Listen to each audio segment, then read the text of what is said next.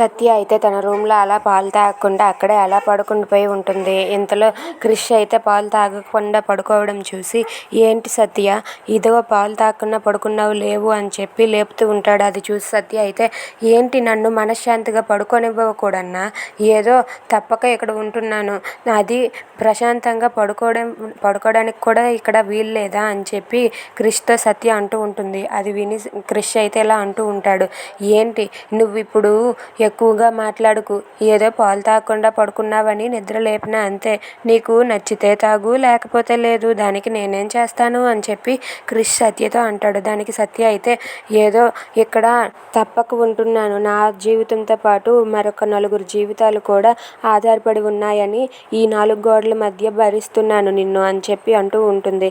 ఇక క్రిష్ పిలిచేసరికి సత్య అయితే కోపంతో క్రిష్ వైపు చూసేసరికి క్రిష్ షాక్ అవుతాడు. If you like this video please subscribe.